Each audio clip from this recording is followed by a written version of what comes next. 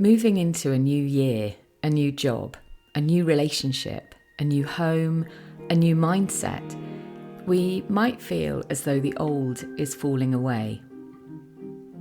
And yet, I'm not sure that's ever truly so.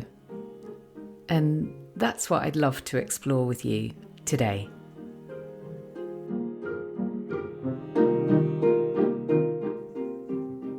Welcome to the Henny Flynn podcast, the space for deepening self-awareness with profound self-compassion. I'm Henny. I write, coach, and speak about how exploring our inner world can transform how we experience our outer world, all founded on a bedrock of self-love. Settle in and listen and see where the episode takes you.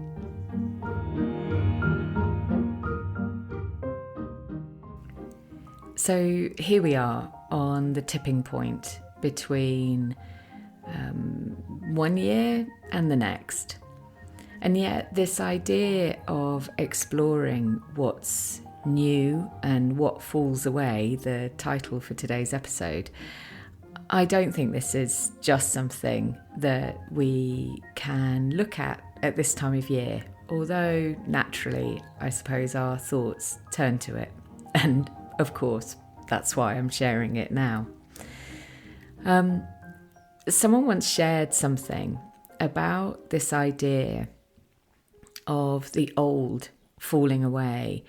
It was something that I spotted on Instagram that really stayed with me, and I wish I could remember who it was because I would credit them here if I could. Their message was that they said a wise teacher had once told them, "There is no away." I loved this idea.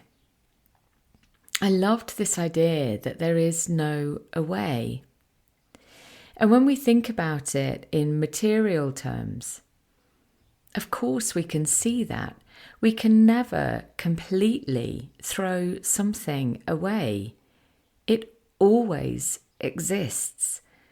And out of sight, out of mind isn't really the same thing as truly throwing something away. And I reflected on this and thought about our emotions, our stories, our thoughts. None of them ever really go. I have a sort of one of my many little theories is it's a bit like on a computer hard drive. Each byte of information that is stored on there, we might think that we're deleting it, but someone with the right skills can always go in and restore it. So it is with the mind, I feel, that these things that have happened in the past, they never truly go. These thoughts, these beliefs, these stories that we might have carried, we can reframe our relationship with them, and we can perhaps put them into a new place, into a new context, bring a fresh perspective to them. But nothing ever really falls away. And so I'm curious about this idea of what happens when we come into the new. How do we create the space for what we are moving toward? And I don't have an answer for this, but I think it is something that can be useful to consider. And maybe it's a little bit like, when we tidy a cupboard, that when we first open it, it might be this sort of chaotic cluster of things that we've just shoved in there over weeks, months, years. And yet when we start to methodically, mindfully, carefully remove what is in there, and then replace it in a more considered way, we find that, oh my goodness, there's so much more space, and we can actually see what's in there.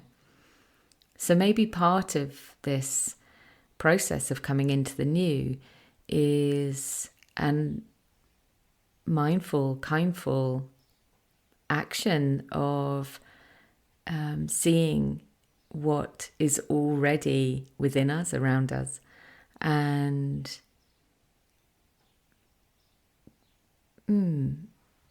paying some attention to that in order that we create the space for whatever it is that we want to welcome in. You might be able to tell this is one of those episodes where I'm speaking from the heart, from the belly, from the place of the hara, and every now and again my brain keeps getting involved. So that's what's causing the pauses.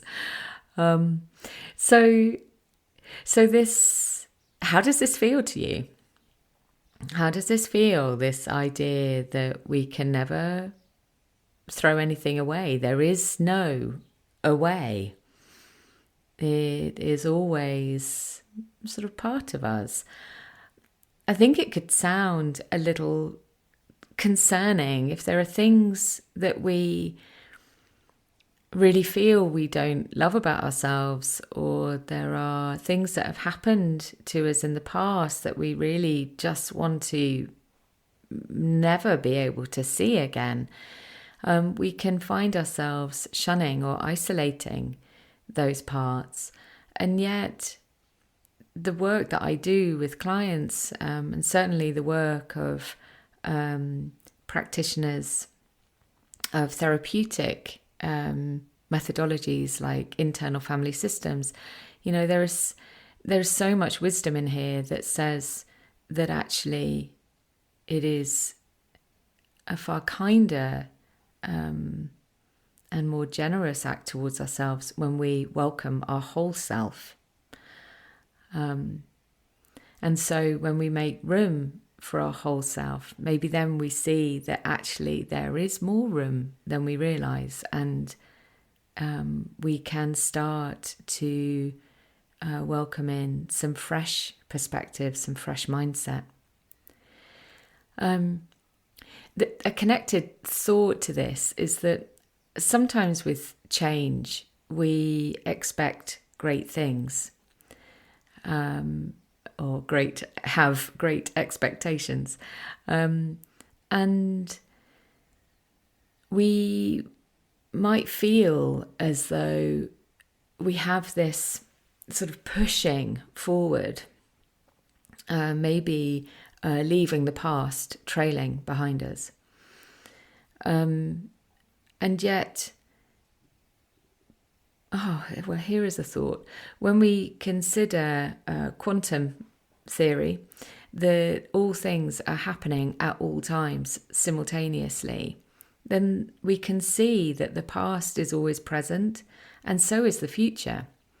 And so we can maybe learn to be with it all at the same time. Again, coming back to this idea of creating the space. These are themes that I've touched on in so many episodes of the podcast, and it's funny actually, when I was thinking about this episode and thinking about where it lands, this crux, this cusp of the old year into the new year, it felt like, that might be a lovely thing to do, is just to reflect on some of the things that we've covered in the podcast. But then when I went to start having a look, it became impossible to discern or to determine which episodes should be mentioned here. But I've realised that as I've been talking, certain things have appeared. If you regularly listen to the podcast, you might notice some of the themes that have come up. And one of those is this idea of revelation, not transformation. So when we think about change, when we think about this expectation we can sometimes have that we're pushing forward into this time of transformation, which it can be, of course. We can feel transformed, and certainly that is something that I have used about my own journey of change, a phrase I've used about my own journey of change. But on reflection, as I sit deeper and deeper and deeper inside myself, I begin to see that it is more about revelation. It is more about the unpeeling of the onion, this recognizing the layers and layers of experience, of beliefs, of stories. And as I learn more about myself, I begin to be able to see beneath these layers and come closer to my true self. And I think really that is what change is, that we come closer, or inner change maybe, that we come closer and closer to our true self. And it's the reason why everything that I do is really about self-awareness with self-compassion, because when we apply self-compassion to that process of inner change, we learn to love each of the layers that we've wrapped around us. So how does this idea of revelation relate to this idea of welcoming in the new?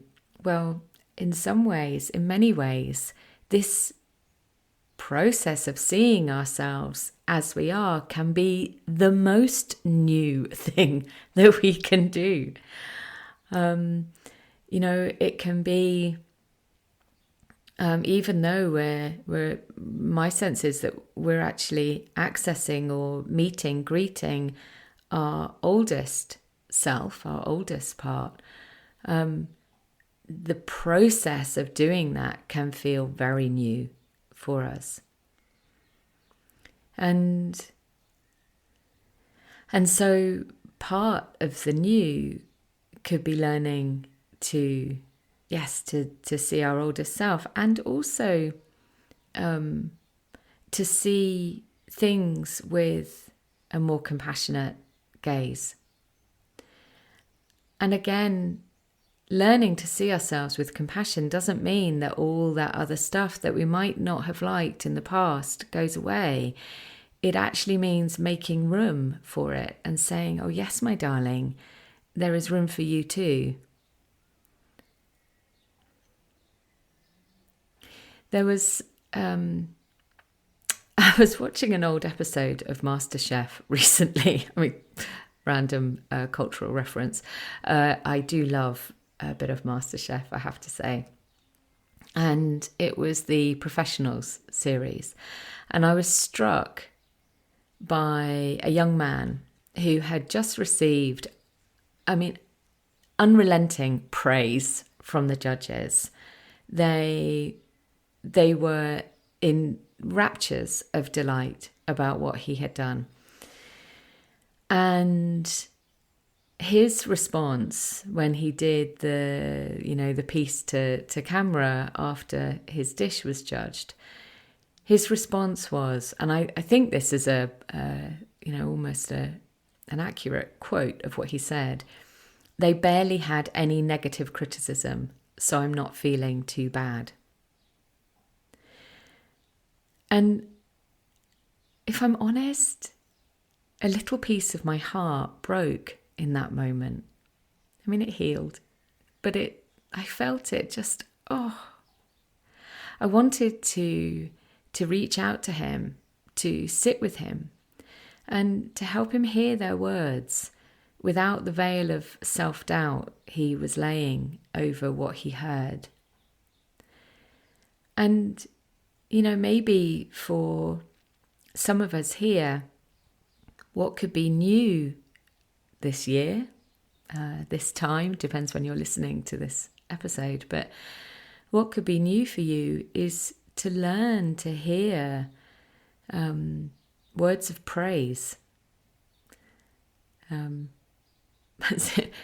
Not the Sunday TV show if you're based in England. I'm not even sure if that's still going on, but learning to hear these words of praise without reinterpreting them through layers and layers of internal stories that we've been telling ourselves about maybe we're not good enough, or we always need to try harder, or everything must be perfect, or we can't trust it when people tell us positive things, like whatever those stories are.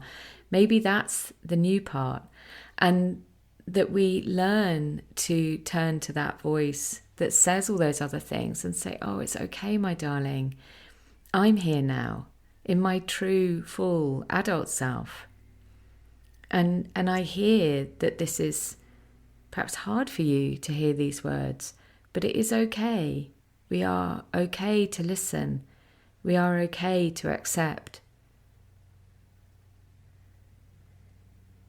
Oh gosh, I'm covering so many things here. I hope this meander is making sense for you in the way that it's coming up for me. There was something that I mentioned earlier about, the podcast and these reflections,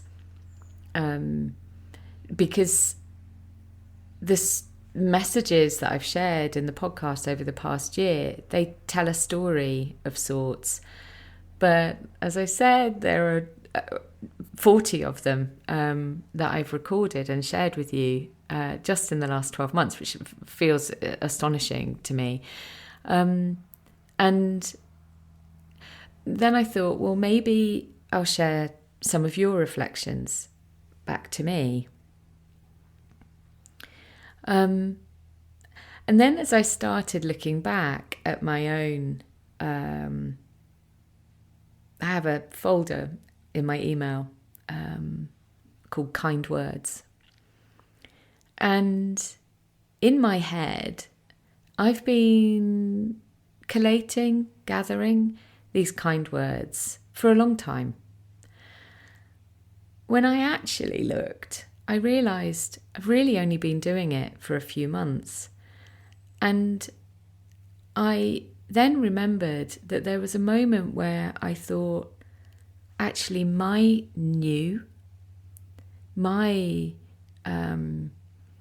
kindness that I was going to extend toward myself was actually to gather these messages rather than let them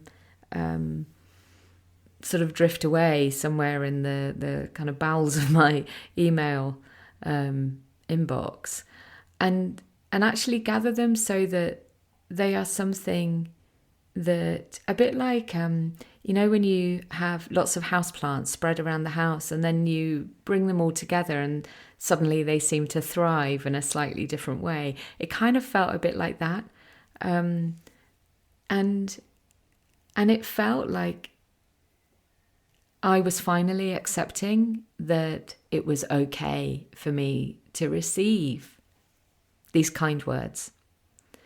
It was okay for me to read something that someone shared so generously, and not to place over it my own veil of, oh, I can't, you can't get too big for your boots, you mustn't be prideful, don't start thinking that you know things, all of those phrases that I have in my own head. And to recognise that actually it's okay to accept something just as it is. We don't have to attach anything else to it.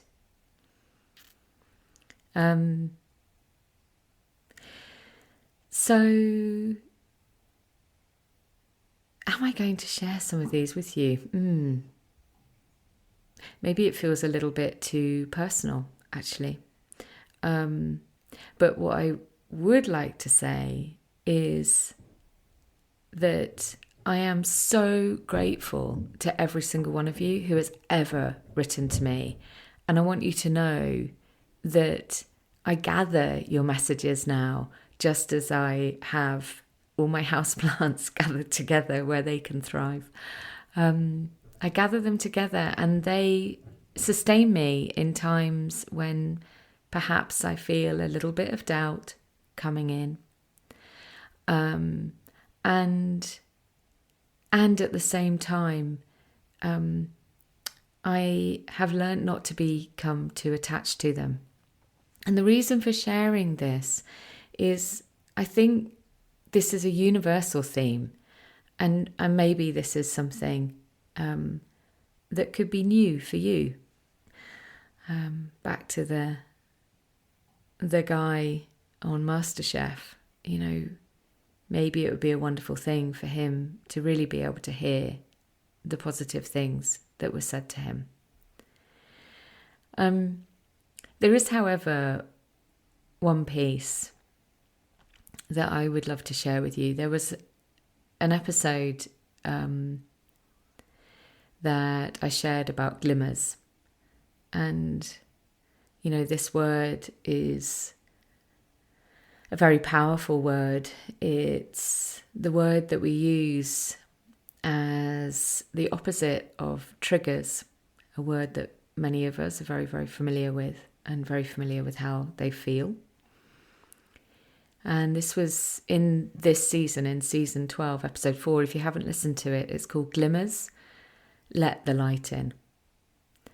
And someone very lovely sent me a message that said, "Oh, how I love this.